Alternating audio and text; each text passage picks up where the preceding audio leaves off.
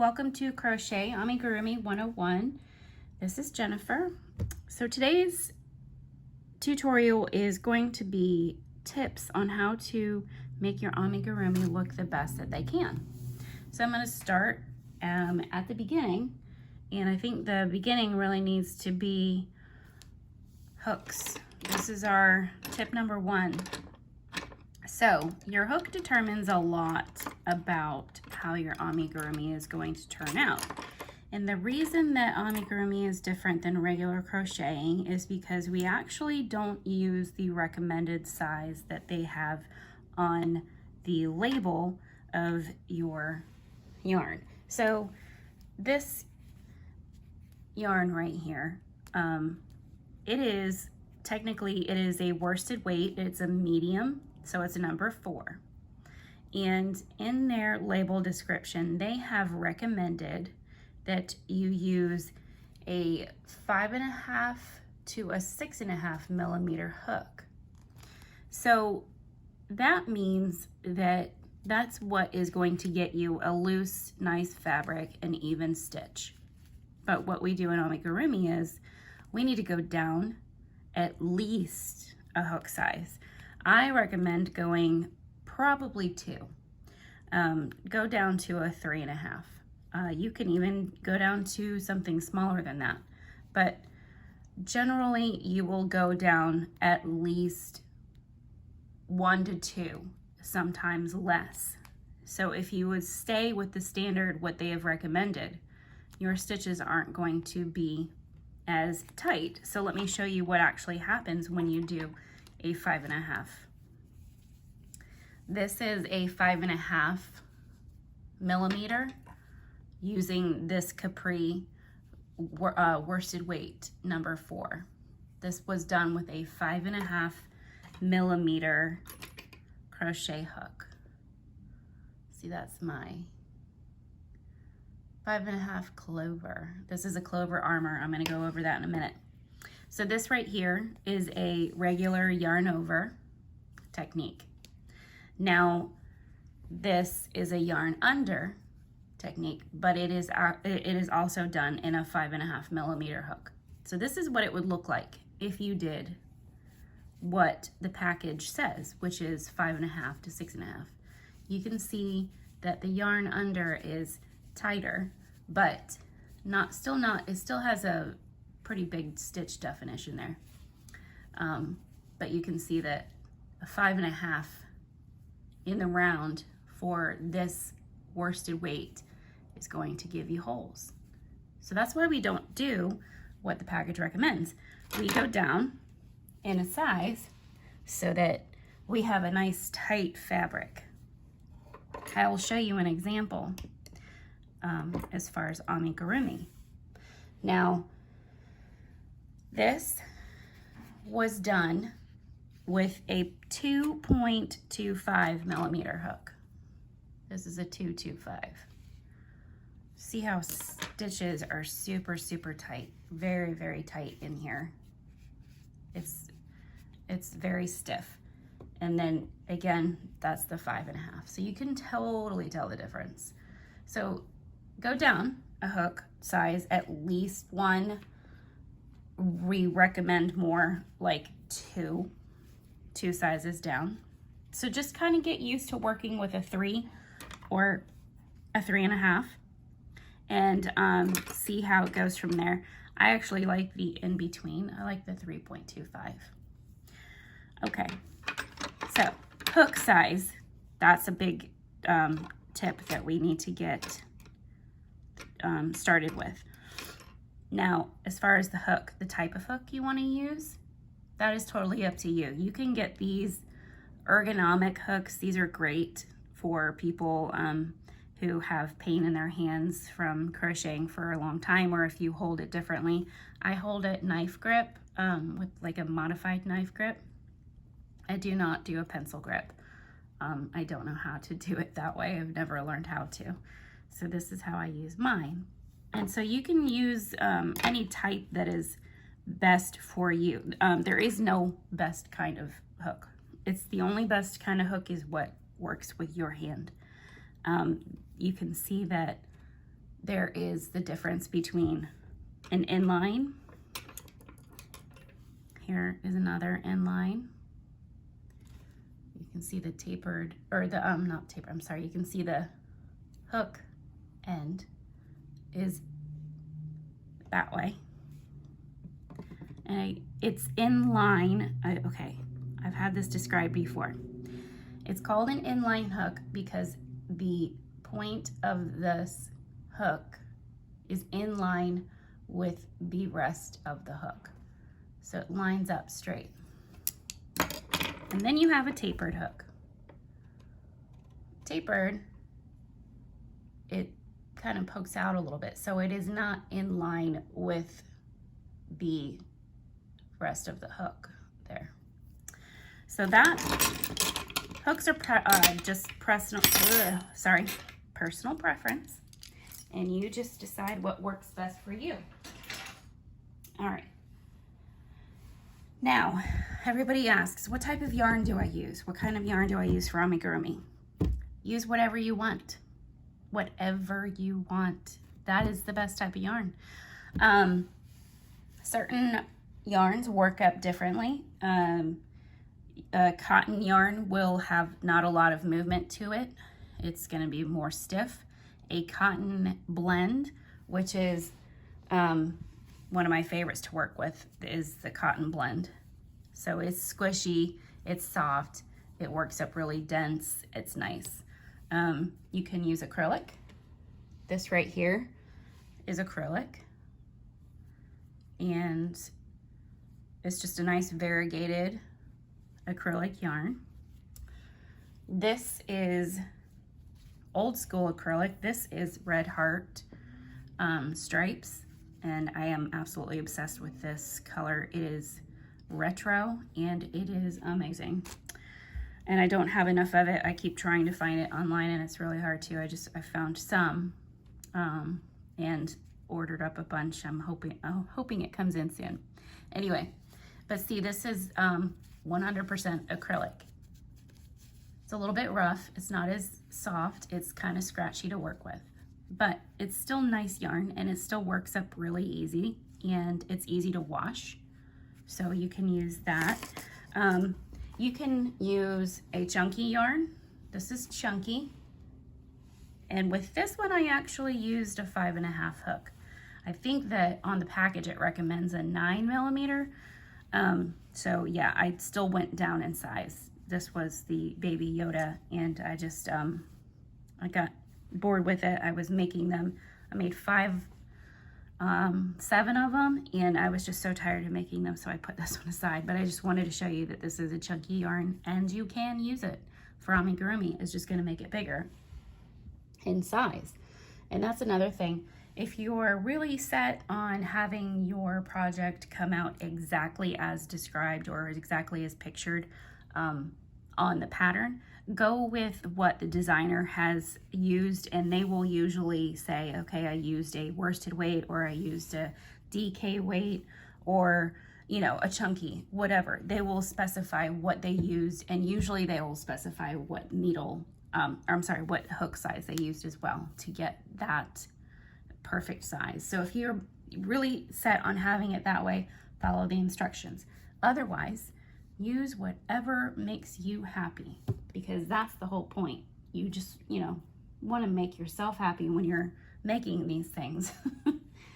Okay, let's see. Tension.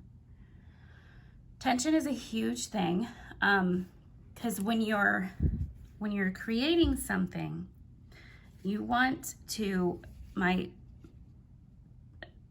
opinion is that when you're making something that has maybe like 2 arms, 2 legs kind of thing, make those, if you can, if you have the time frame to do it, make them at the same time. Make your 2 legs at the same time, make your 2 arms at the same time, because tension can be off. It can be different from 1 hour to the next, 1 day to the next. You can, you know, several things can affect your tension. You're tired, you're in a bad mood, you're just busy. You know, anything can affect how your tension looks. So if you're going to be doing something that has arms and legs or 2 of anything, try and get those 2 things done at the same time so that you're not having to make 3 of, you know, somebody's arm and then compare so that you get the best 2. Because that's kind of stressful, and it's a waste of yarn too. So tension is huge. Make sure it's tight.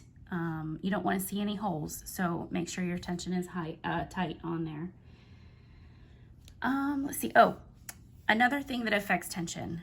I know that this looks like just a simple skein of yarn rolled into a cake, but this is a very good way to keep your tension even, is because you know where your center pull is, and it's always going to be pulling out from the center.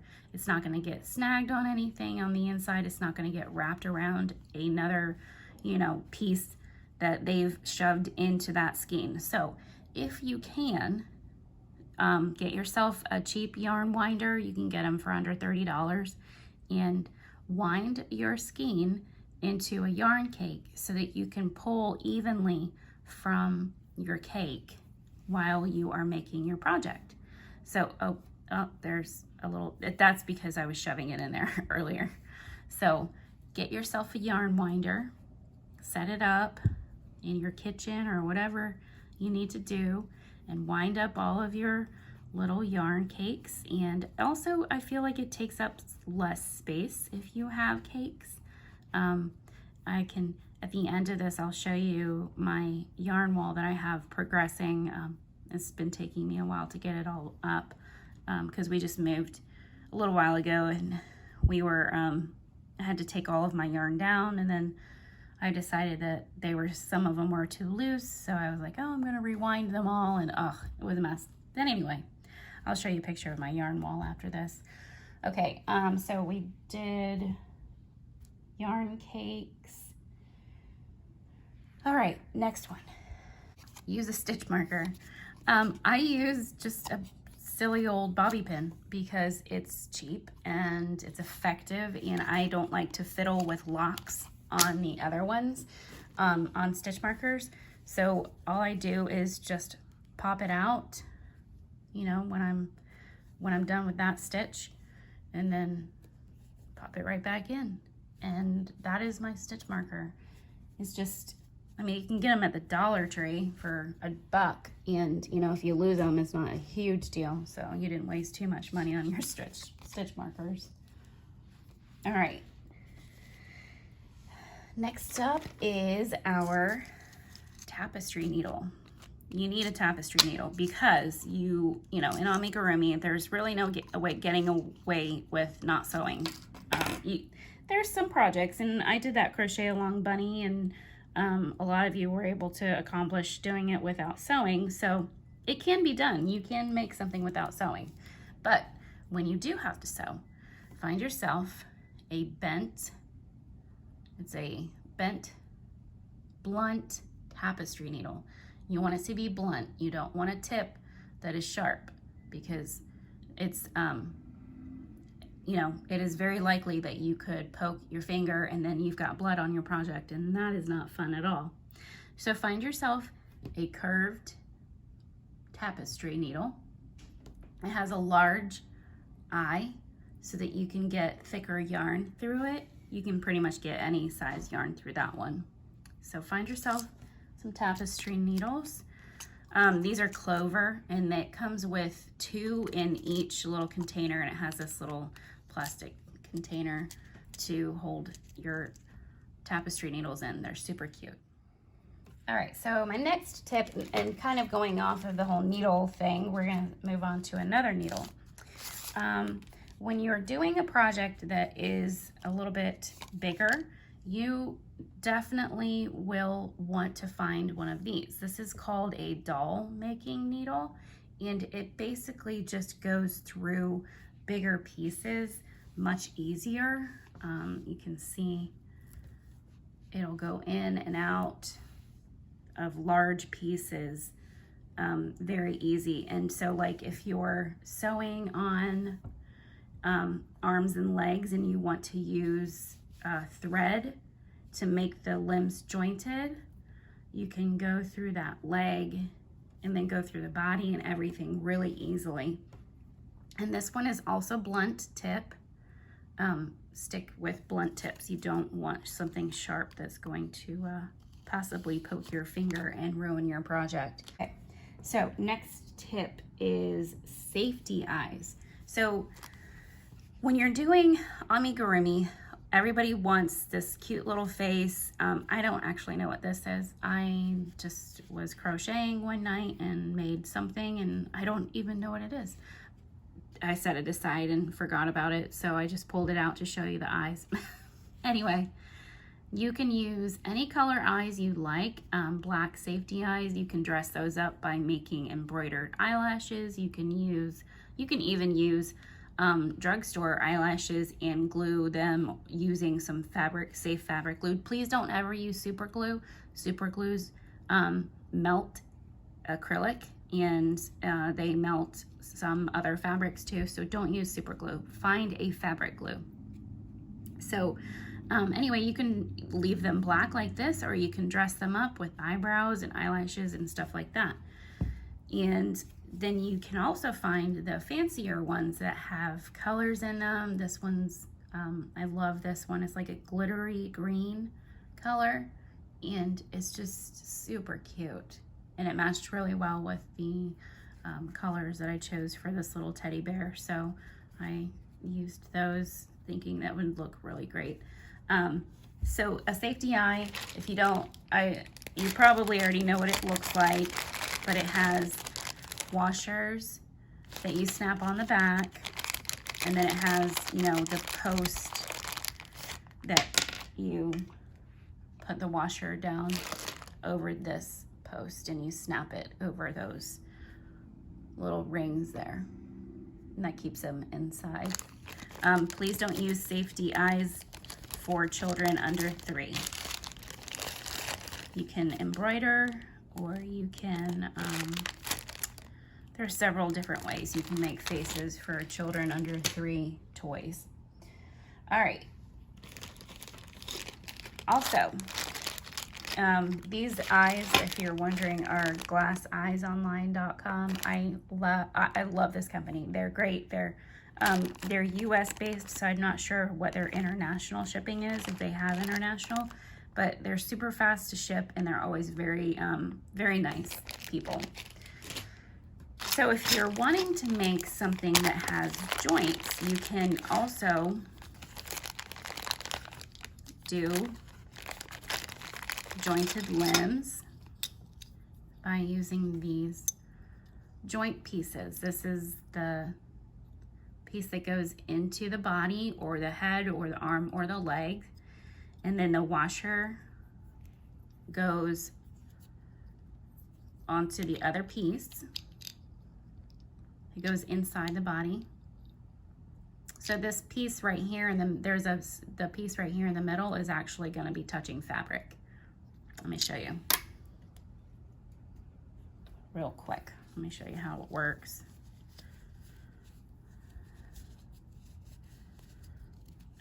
Most patterns that call for joints, you can they will have tutorials, or you can actually look it up on YouTube. So you just stick your little post piece inside, and then you take your washer and you put it over, and so that's what makes it movable. So this piece is going to be inside of the body, or, you know, inside of the neck or whatever, and you put it like that, and then you take your stopper. I mean, I think that's what, I don't know what it's called technically, but it stops it from, and so you, just like safety eyes, you push this over those threads until it locks into place. And those are really fun. These are bigger because I use these for my bigger animals. You can find tiny joints. So these would be for more of a, you know, small to mid-size amigurumi. All right, and then the last thing I'm going to show you is polyfill and poly pellets. Poly pellets are safety tested, and they are the recommended product for amigurumis and stuff that will be used for possibly children or anyone really, just for safety measures. Please don't use glass beads or anything like that, because they can definitely shatter inside of your piece, and nobody wants shattered glass. Even if you do have stuffing in it, it can shatter. It's just safer to use what is recommended, what is actually made and manufactured for our stuffies. So this is just 2 pounds, and it can get kind of pricey if you're going to get this at a craft store. So what I do, I got this in a pinch because I didn't have any of my regular pellets with me. If you order pellets online in bulk, you'll get them for way cheaper. I got like 15 pounds for $20 as opposed to 2 pounds for like $10. So use these little poly pellets. You can see that they are just little plastic pieces, and they're safety tested. They're washable, so you can wash your pieces with these in it. So you might be wondering, okay, how do I get them into my project? So this looks kind of silly, but I use nylons. Nylon pantyhose. I just pour in the amount that I want. Now I've already been cutting on this. I've been using it so for little pockets of poly. So you have to make sure that you have your end knotted so that they don't fall through. But you fill up as much as you want, as much as you need for the desired weight that you have in mind. So you just fill it up and you twist it off. You tie it with your poly pellets inside, and then you cut that, and then you have a little sack of poly pellets. And you can, what I've done here, let me show you. I stuff my poly pellets into the nylon, and then I put stuffing around the nylon, so it's kind of encased inside of the stuffing, the polyfill. So that's one of my little pellet bags there, and I just put stuffing around it. And then that is where polyfill comes in. Polyfill is just regular puffy